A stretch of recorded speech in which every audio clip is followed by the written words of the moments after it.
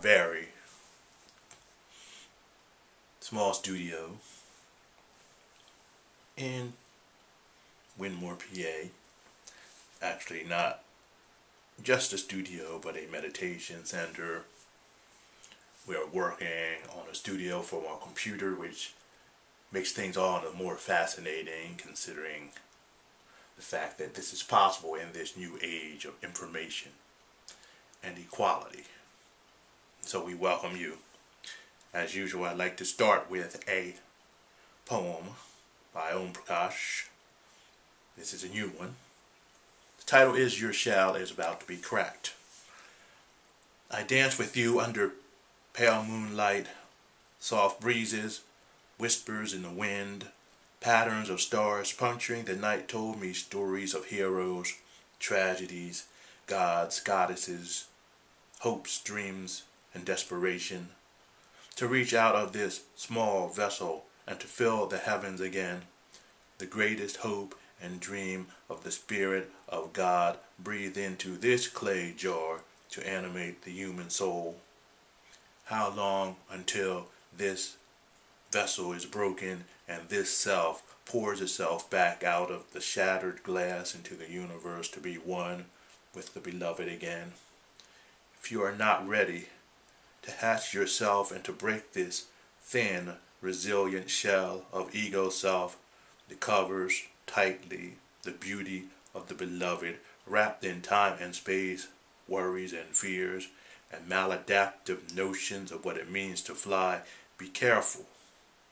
The beloved is scrambling eggs again, and your shell is about to be cracked. Welcome once again.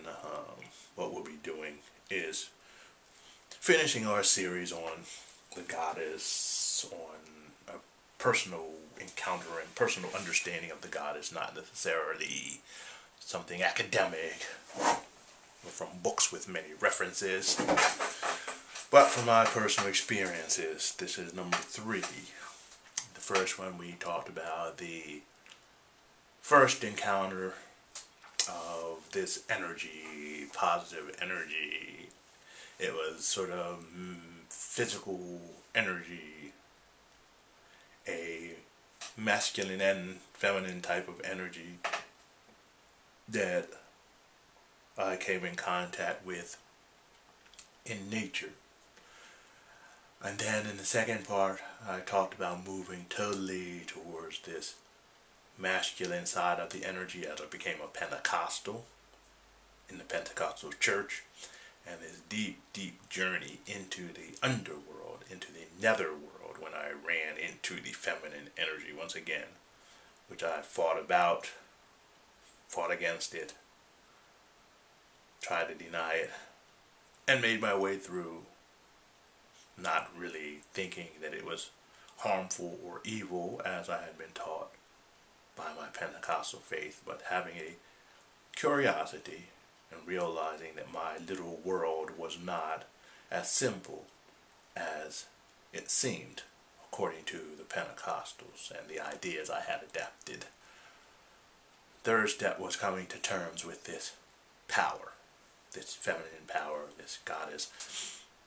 I'm truncating this a lot, of course, because I could go on and on forever talking about this, but I will just end here, so I won't end up spending forever talking about this.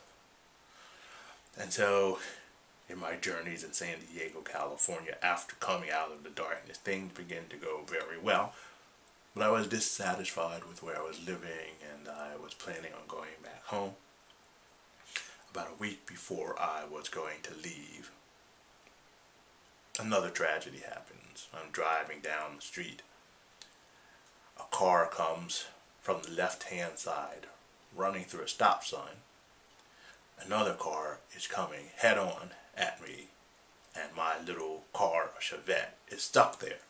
No way to get out of being struck by these two cars. I hit the brakes. Somehow, both cars hit me, and just like when a cue ball hits a ball on a table and sends the power and vibration through that wall into another one that sends it bouncing off. That's what happened basically. The two cars hit my car. One car went flying all the way up in the air and turned over. The other stopped dead.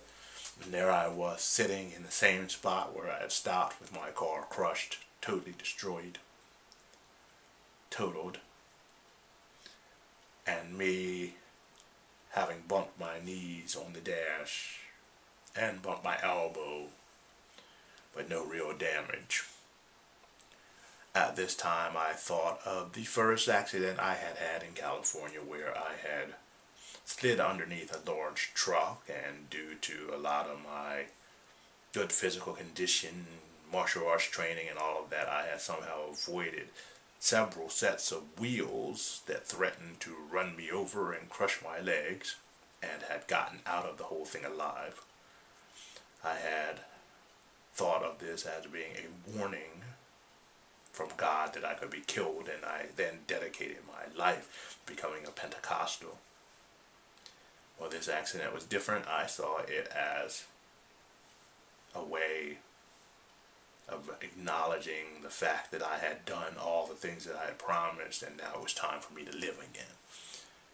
So I let go of my Pentecostalism and began to explore spirituality deeply again. Soon afterward, as I was meditating and contemplating, I felt the presence again of this strange being, these three beings, three women that were one. I allowed myself to sink deeply down into my meditative state and to become closer and closer to them, and I found that this energy was the one that was out there floating in the darkness, like the energy of the moon, reaching out, trying to pull me out of the sadness and despair. Not some evil force. And so the three deities begin to teach me in dreams, in words, every time I sit and meditate. The first one was very young, sort of seductive, very sexy. The second one was more hard, strong, powerful, irritated easily. And the third one happened to be the exact same one that I ran into in the field. That was this energy carried on a wind, floating above me, a voice that was carried on the wind that I could often hear if I sat and meditated and listened to the wind. And so I began to get to know these parts of myself, these parts of this goddess thing. One of them said that they were similar to the asuras in Tibetan Buddhism and the devas.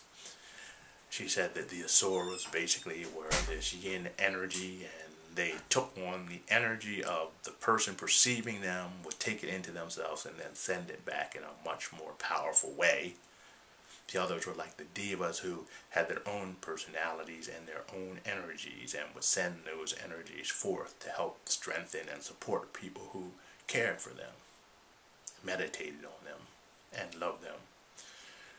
And so the first deity that I saw and the third one were supposedly devas.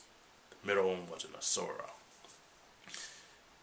That is a simple explanation of something that had just begun then, but carried on in my life for more than 6 or 7 months, and led to what many people would call a Kundalini Experience.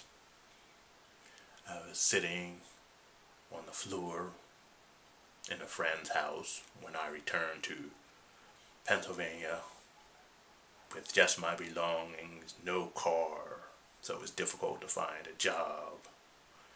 So all that I did most of the day was live off of the little savings that I had brought back from California, and wrote. I actually wrote 3 books during that time. And I also sat and meditated and listened to these beings as they came to me and taught me how to work on various parts of my body through various meditations and through different understandings. There were actually 7 of them, each aligned with one of the chakras, which I didn't know at the time because I didn't know that much about chakras. Just a little bit, but not that much. And so I did the meditations that they told me about. Breathing in, breathing out, moving energy, beginning to understand the world. I wrote down lists of the names of all these beings. And as I was writing my books, I guess I was processing what was going on through the writing of the books. These books were a trilogy. I've only published the first one, which is Sword of the Battle Priest, but there were 2 other ones. And amazingly, featured in those books are a group of people called the 7 Golden Lamps. In any event, this went on for some time. I could feel the energy just coursing through me. I started getting a deeper understanding of the world. I understood that this feminine energy was not very different than the masculine when I understood that there were 2 parts of the same coin, and more importantly, as many of them told me, I understood that my experience with these deities, with these archetypes, came from something within me. They came from my understanding of the world. They say it came from the part of the collective subconsciousness that I was plugged into.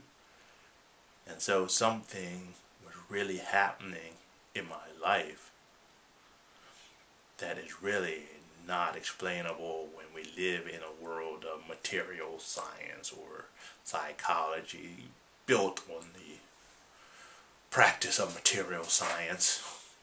This was a spiritual matter. This was a real spiritual journey. A spiritual journey that took place only because I remained ignorant on purpose and followed the path as it was presented to me, instead of reading tons of books and looking for the things that other people told me to look for. That is very important, and I think the difference between these goddess-based religions and the others are that the goddess-based religions are about a very personal relationship with this energy that not only exists in the heavens, but in the heavens and the earth.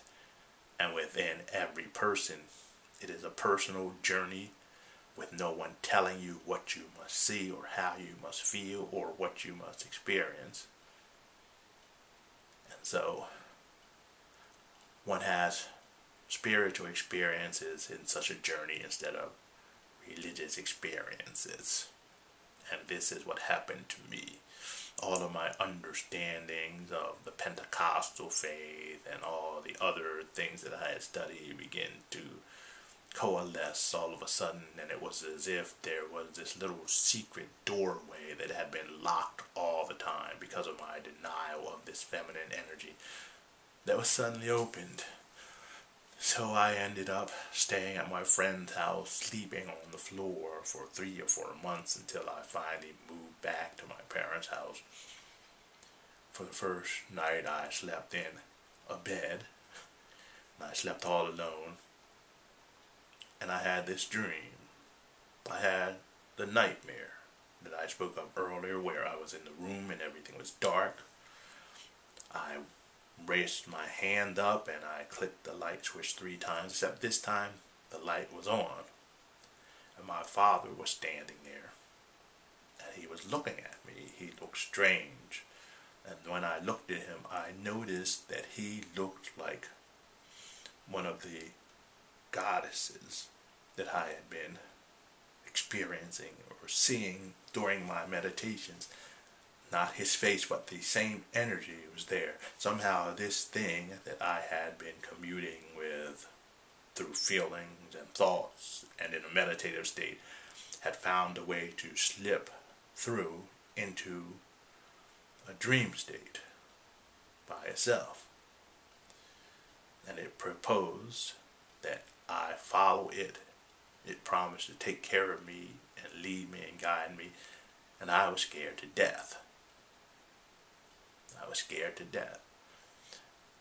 And then I said, well, this isn't possible. I have to go home. And I remember this question that she asked, what is home? And I thought about that in the dream, and I didn't have an answer. And when I awakened, I still didn't have an answer. But even before I learned all about all of this dream interpretation and things like that, I realized what this dream was about. It wasn't about me and my relationship with my earthly father. It was about this Father God image and the fact that this same power that was coming to me as a woman, this feminine power, was the same power that existed in this deity called God. There was no other power. It was the one I had been denying all my life because of bad teaching, because of prejudice, because those people who taught me it were patriarchal and against feminism, against women. So all of this struggle to come to the truth ended up taking me back to where I started out in the field so long ago. In actuality, it took me farther back. You see, before I heard that voice in that field and felt that presence, I remembered something that happened when I was 3 or 4 years old. At the time, I wasn't in school. I was standing out in front of the house playing. I had these 2 little airplanes, one little green airplane and a little yellow one, and I was playing with them. And I remember a plane going by overhead, and I looked up at that plane flying over. Then I looked at the plane in my hand, and I started thinking, you know, there are people in that plane up there. How many people? And I'm down here looking at them, and they're all looking at me. And I said, and so we all have these different viewpoints, these different views of realities. We all have these different thoughts and different lives, and there are many truths that we all have. Then all of a sudden I felt this loving presence, this golden presence that felt like it was interwoven in everything in the universe.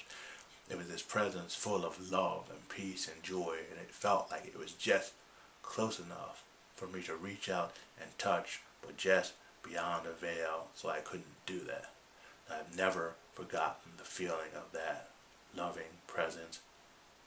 Before my encounter on the field, I decided that I was going to try to do something with my life that was impossible.